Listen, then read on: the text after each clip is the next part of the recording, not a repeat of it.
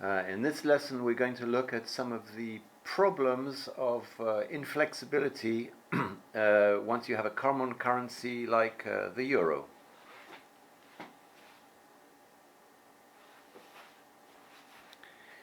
If we go back to the interwar years between World War I and World War II, the gold standard was abandoned, and what I've shown here is I've taken examples of France with the French franc, the United Kingdom with the pound, Germany with the Deutschmark, and the USA with dollars. And I've put V for variable because all these currencies could float. The problem in between the two wars was that countries used devaluation and protectionist tariffs to promote their own exports and employment. This meant that by devaluing their currency, the exports would be cheaper to others, imports would be more expensive, and hence there'd be more consumption of homemade goods. On the other hand, if you had to import certain things like oil for fuel, that would become more expensive if you've devalued your currency. The problem was there were a lot of currency fluctuations, so trade was very difficult because fluctuations were quite quick and large. There was international tariff retaliation, and world trade globally declined during this time due to the instability of the system.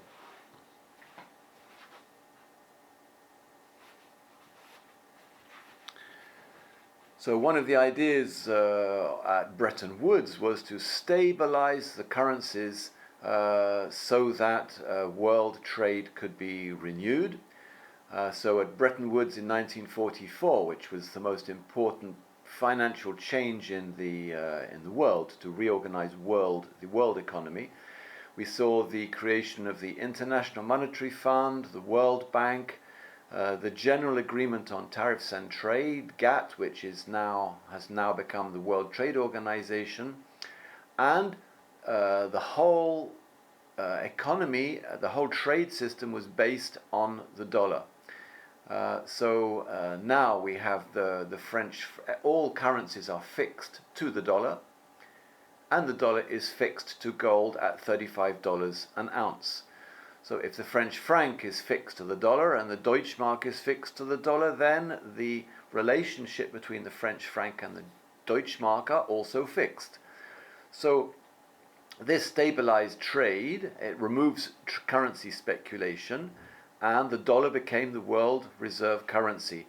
Many countries like the British, they didn't want this at all, but because this was linked to the Marshall Plan to refinance the reconstruction of Europe after the Second World War, then basically the UK was in debt and we needed the Marshall Plan, so we had to accept the American plan of Bretton Woods.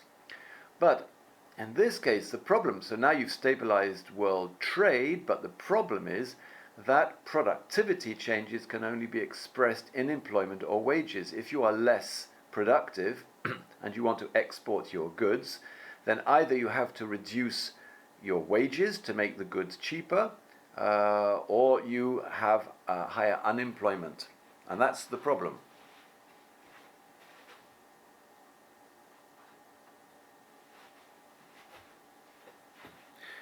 So Richard Nixon brought he cancelled the $35 an ounce for gold because the USA had been printing too many dollars to finance the Vietnam War. Countries like France, the Netherlands, Britain were bringing their gold back from the USA, so gold was pouring out of the USA because countries realized that there were too many dollars to actually provide the gold, and they wanted to be in there first. So this was a big shock. Suddenly, countries with dollars in their banks weren't sure what the value of those dollars would be, and Europe realized that it was vulnerable to this flexibility of the dollar, and hence they started to have the idea of creating their own currency. So we then started off with the European Economic Community. We had the single market, so we still had variable currencies, but no trade barriers. So now there was a free trade system, the single market, no import tariffs, but variable currencies. So we've still got France with the French franc, Germany with the Deutschmark, the United Kingdom with the pound, in this trade zone. And then they had a common tariff barrier to external countries like the USA. And the WTO basically made rules that controlled the maximum tariff barriers.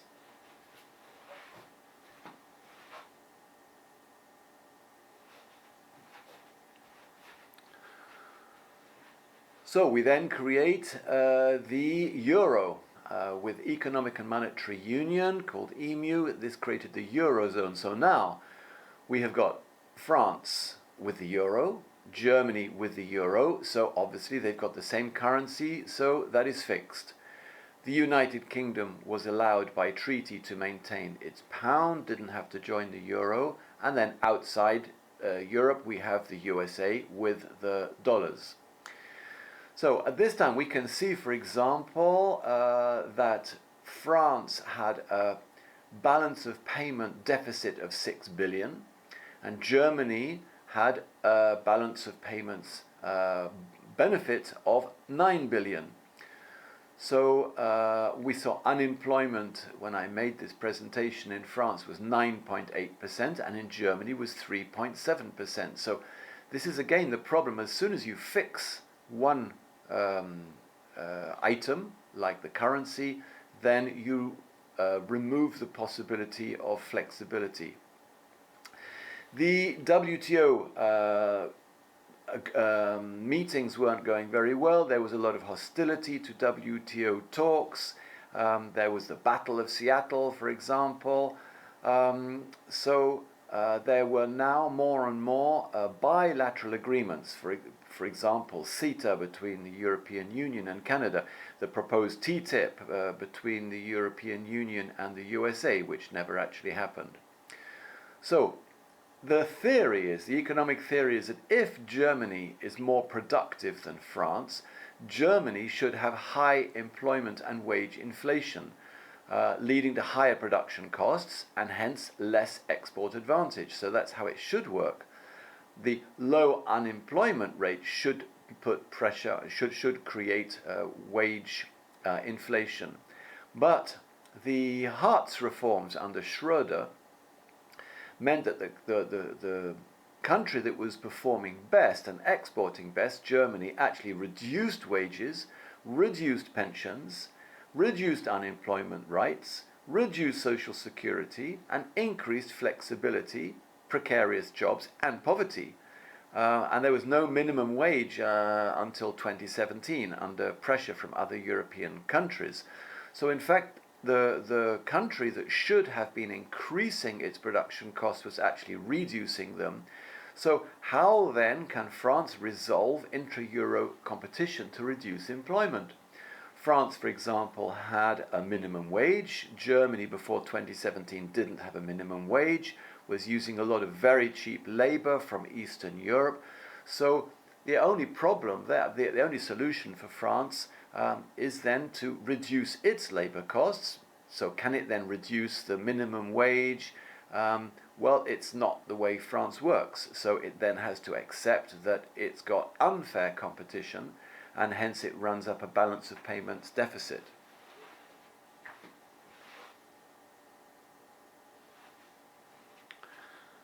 So let's come back to the whole idea of the European Union. Okay, we know that it was based on the idea of having peace after two disastrous world wars, and Europe started with what I call the solidarity model. So each country puts 1% of its GDP into the EU budget. It's a very small amount, but at least this creates a transfer of wealth. Everyone puts 1% in, so obviously the countries that are richest, like Germany, put most in. Countries like Portugal, much poorer, they put their 1% in, which is less money. Where then they get the money back. Most of the money comes back through regional funds. These are for infrastructure projects and also agriculture. So more or less 40% for regional funds, 40% for agriculture. The regional funds tend to go to the countries that are most in need of improvement in infrastructure. So it tends to go to the poorest countries. So let's imagine that these are artificial figures just to illustrate the point. Let's imagine that Germany puts 1% of its GDP into the budget and it gets 0.5% of its GDP back. Let's imagine that Portugal puts 1% in and gets 1.4% back. Now, if you then add to this, it doesn't sound like very much, but you then need to take into account the purchasing power parity. The PPP in Germany is 0.94, in Portugal 0.62. This means that a euro buys more goods and services in Portugal than it does in Germany. This is normal. If wages are lower in Portugal, which they are, then having a haircut is going to be cheaper in Portugal than Germany. So this means that for each euro coming into Portugal has a larger effect, a stronger effect economically than money going into Germany. 1 euro in Portugal has 51% more value than in Germany. We now add on the multiplier effect. This was something developed by John Maynard Keynes. The multiplier effect is variable. It depends on how that money is spent. So, for example, if the infrastructure project in Portugal, if the goods are made in Portugal, if the labor is Portuguese, then that money is multiplied, and it can be up to a multiple of 5, whereby that 0.4% return of GDP plus the PPP plus the multiplier effect can have a considerable effect on the economy. And if you add to that the inward investment from private companies who are going to help pick up on this, the regional funds coming in, which we saw, for example, in Turkey, then it can have a considerable effect on the economy.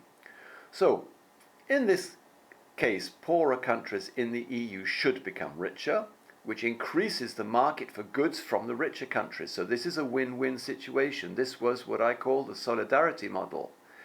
But when you join the euro is too high for the Portuguese and too low for Germany, which means that the Portuguese currency would be devaluing due to Portuguese lack of productivity, and the Deutschmark, if there wasn't a euro, would be higher than the euro because of Germany's productivity.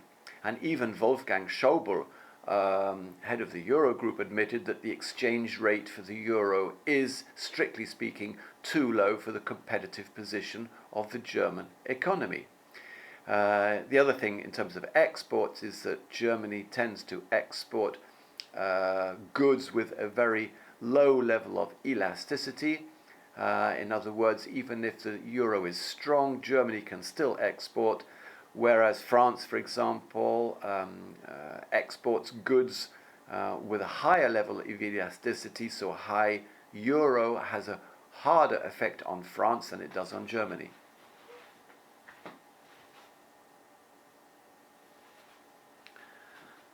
So let's now come back. Before we see the change from the solidarity model to the predatory model, we need to go back into history and see classic IMF debt control and restructuring. This was part of the Truman Doctrine. If you take a country like Chile, it's one of many countries where the Americans basically overthrew democratically elected governments and helped support dictatorships. So the IMF and the CIA support the overthrow of Allende's socialist government, democratically elected, and then the dictator needs money. So in this case, Pinochet, he needs money to maintain strict control of the population that are probably not very happy with this new dictatorship. So they then borrow money from the IMF. So the IMF says, fine, we'll lend you the money so you can then buy are military weapons and training, etc. But you have to restructure your economy. So you have to reduce public expenditure, so you reduce public health, public education, you privatize as much as possible, you allow US companies into the country, you free up currency controls, you allow US military bases, and that's typical IMF debt control and restructuring under the Truman Doctrine. Now, the IMF, or the USA, who control the IMF, do not want that debt to be paid off because they want to be able, as long as they can keep the country in debt, they keep a political and economic control of that country. This is called debt control. And they can do that via currency control. They can sell or buy Chilean currency in order to control the value of that currency. Foreign direct investment control, you can bring money into the country, you can take money out of the country, so you can actually manipulate the economy. And this is to maintain debt control and military power. And then you can use debt equity swaps to buy up resources from the country. And if you think this sounds a bit chilling, then I can suggest I've got a few references here. Confessions of an Economic Hitman by John Perkins. The Confessions of a Hitman working for the IMF and the inside story of how this system works. The Secret History of the American Empire is another book by Perkins. Stephen Kinzer, Overthrow, which describes 36 countries overthrown subversively by the USA. John Pilger, The New Rulers of the World. Jeffrey Frieden, Debt, Development and Democracy, Modern Political Economy and Latin America. So plenty of reading to actually, you can research and see how this has worked.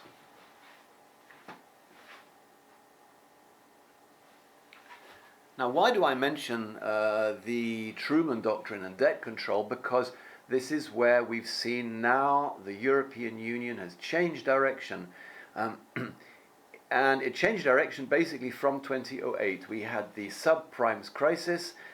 German and French banks were heavily exposed to bankruptcy, and the European governments bailed out their banks, and they break the rules of the Stability Pact. The Stability Pact allows a country in the Eurozone to have maximum of 3% annual deficit and 60% total debt to GDP.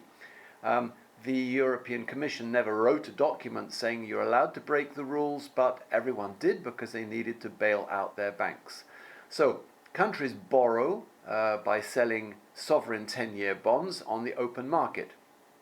The interest rate that they offer for those bonds depends on the risk rating from rating companies. So if you're going to buy bonds, you need to know how safe it is. Are you going to get your money back?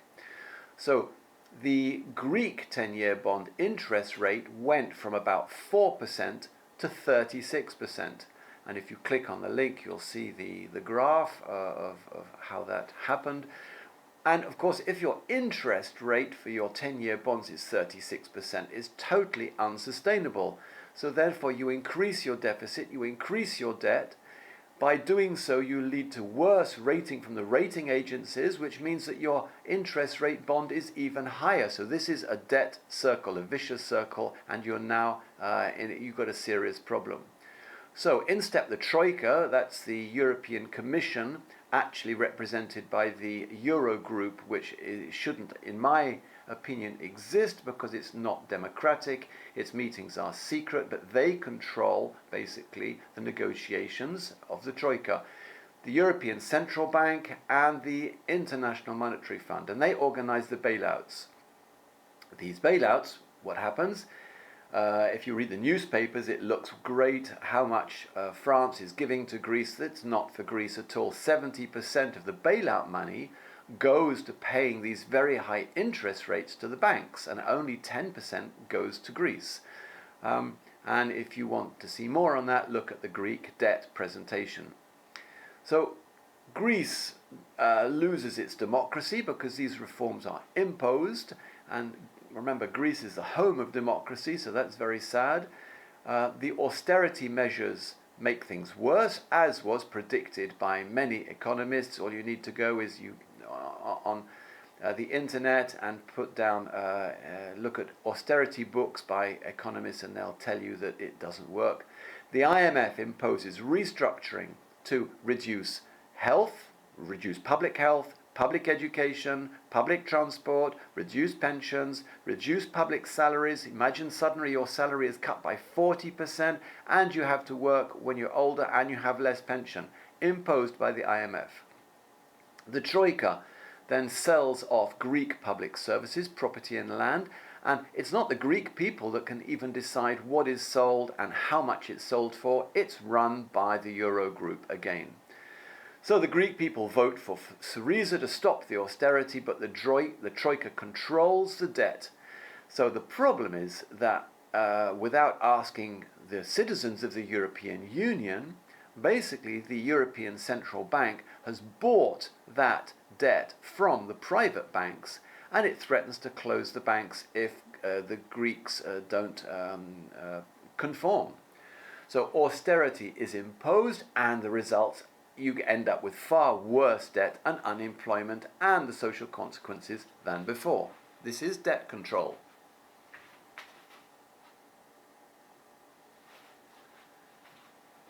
So here I'm finishing with a cartoon. Here is the EU going over a cliff. You can see we've got here political correctness is the shark. We've got people jumping off the board. The British with the Brexit are sailing away into the sunshine, and the EU is heading for disaster. So I call this a predatory model, because what we've seen, in fact, is that the French banks, and the German banks have profited from basically destroying the Greek economy, and then they can move on to Spain, to Portugal, to Ireland, and the other pigs, as they are unfortunately known: Portugal, Italy, Ireland, Greece, and Spain. This is a model that to me is unsustainable. The solidarity model was good and should have been improved. You can see at the top of the mast Angela Merkel guiding the EU ship over the cliff. So we have a real problem related to the inflexibility created by the euro, to competition within Europe and increased competition external to Europe as Europe negotiates more and more external trade deals, which creates pressure on salaries, and we're splitting Europe into the rich creditors and the poor debtors. This is not the sort of Europe that I think is going to work. Personally, I think that if the ship continues sailing in that direction, then Europe is doomed. We will see. I'm not a prophet, just giving an economic idea. That's it.